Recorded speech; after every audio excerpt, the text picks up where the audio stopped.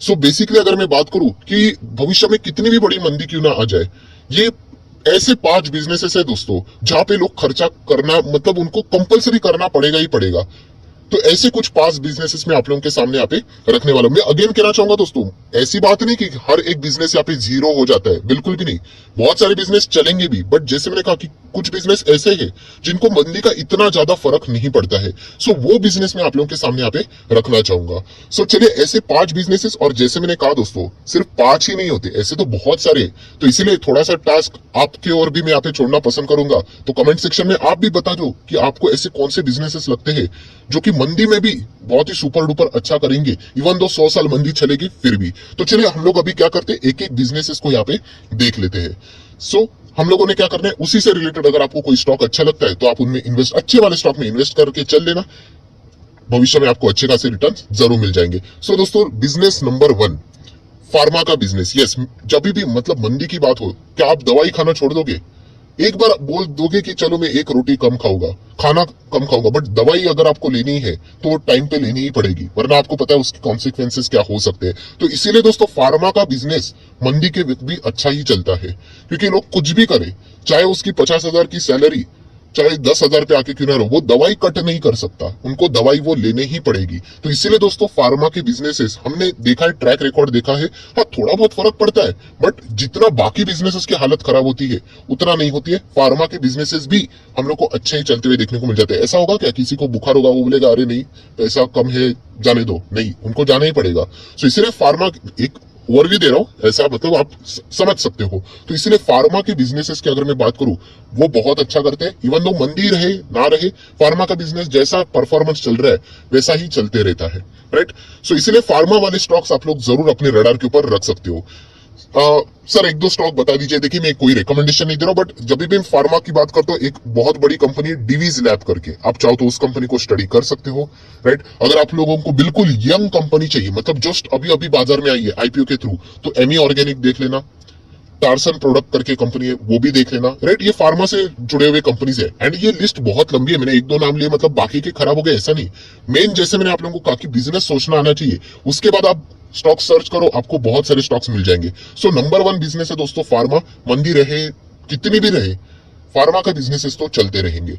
ध्यान दोस्तों, आ जाते हैं बिजनेस नंबर 2 की ओर। बहुत ही इंपॉर्टेंट है, बट उससे पहले मैं जरूर कहना चाहूंगा, रिक्वेस्ट करना चाहूंगा, लाइक जरूर कर देना इस वीडियो को। आपका लाइक मेरा मोटिवेशन यहाँ पे बढ़ा देता है। तो चलिए, बिजनेस नंबर 2 कौन सा है दोस्तों? यस, थोड़ा सा टफ है बट फिर भी बोलना चाहूंगा, केमिकल। मैंने जानबूझकर इसको सेकंड रखा है। देखो दोस्तों, केमिकल मतलब अगर देखा गया ना, तो ये जो एंड कंज्यूमर रहता है, मतलब हम लोग जो रहते हैं, हमें ऐसा केमिकल के बारे में इतना कुछ समझ में नहीं आता, बट दोस्तों मैं बताना चाहूंगा, केमिकल के बिना मतलब कोई बिजनेस ही नहीं चल सकता। हर जगह पे केमिकल है दोस्तों, हर जगह पे। केमिकल का टाइप अलग अलग रहता है, बट केमिकल के बिना कोई भी प्रोडक्ट, कोई बिजनेस आगे बढ़ ही नहीं सकता। फैब्रिक की बात करें, उसमें भी केमिकल इन्वॉल्व रहता है, एकदम प्राइम।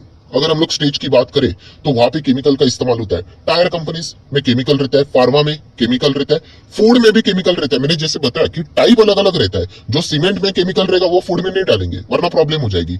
सो बताने का मकसद क्या है दोस्तों, केमिकल इंडस्ट्री वाली कंपनियां बेस्ट एवर रॉ मटेरियल है। हाँ जरूर दिक्कतें थोड़ा बहुत होगी, बट कोई भी बिजनेस अपना बंद नहीं करता है, बट केमिकल वाला बिजनेस अपना चलता रहता है।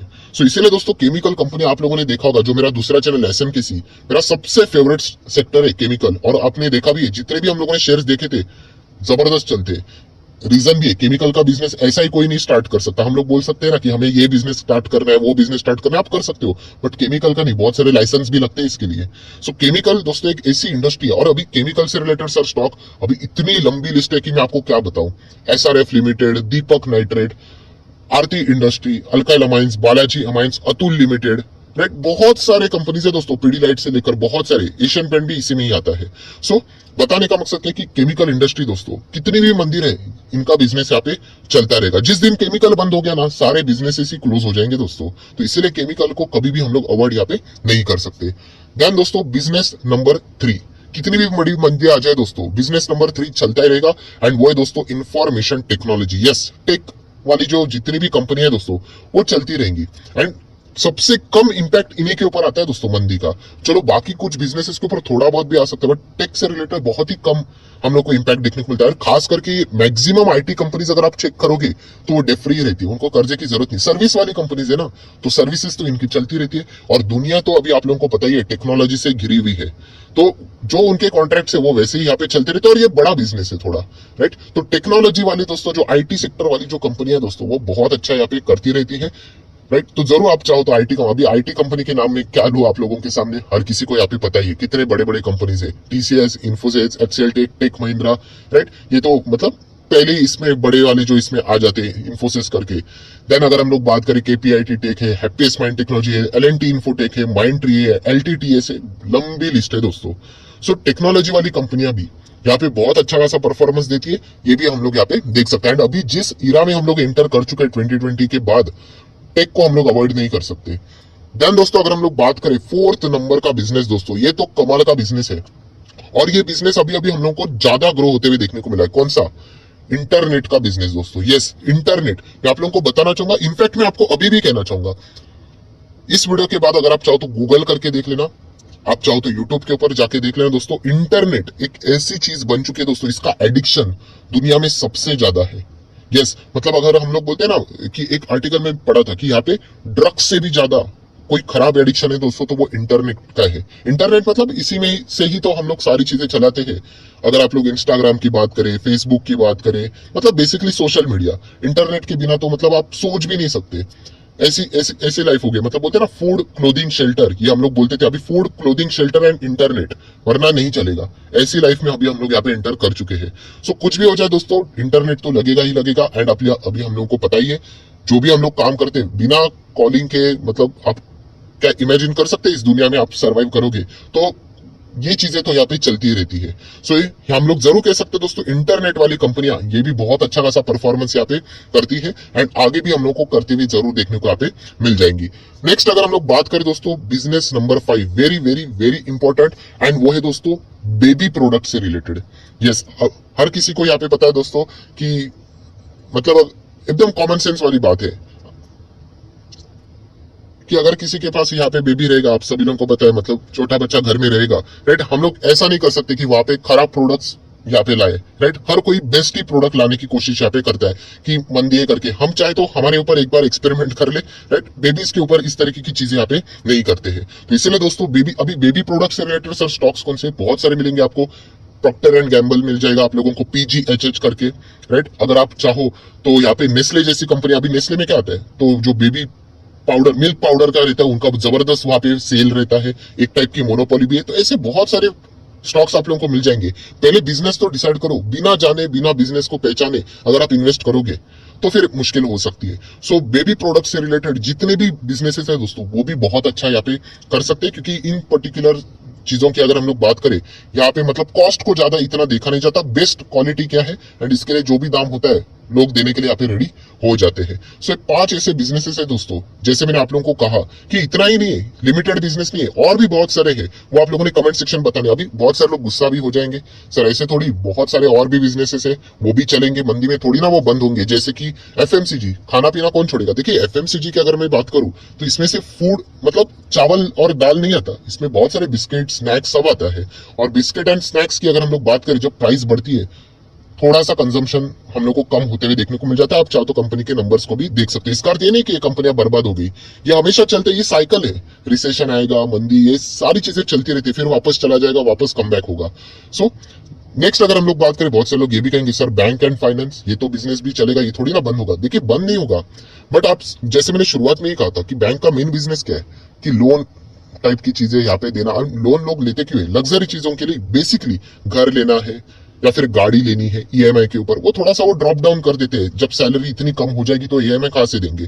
तो इसीलिए कोई भी बिजनेस जीरो नहीं होता, ये पहले दिमाग से हटा देना कि यहाँ पे सब कुछ जीरो हो जाए करके। 2008 की इतनी बड़ी मंदी थी, याद है ना, लेमन ब्रदर्स, क्या खत्म हो गया? क्या खत्म नहीं हुआ, थोड़ा सा प्रॉब्लम रहा, बट बाद में तो सभी रिकवर हो ही गए।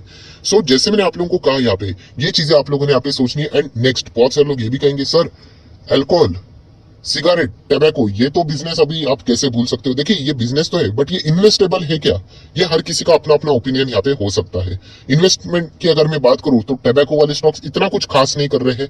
एल्कोहल की बात करें तो वहां पे भी इतना कुछ खास नहीं। एक ही स्टॉक है, रेडिको खेतान आप लोग बोल सकते हो, जो थोड़ा सा अच्छा करता है। बाकी यूबीएल, यूनाइटेड स्पिरिट इतना कुछ खास नहीं कर रहे हैं।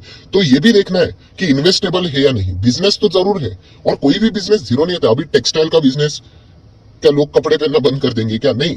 बट क्या वो ज्यादा कमाएंगे? नहीं। थोड़ा सा हम लोग को वो मंदी की ओर जरूर झुकते हुए देखने को यहाँ पे जरूर मिलेंगे।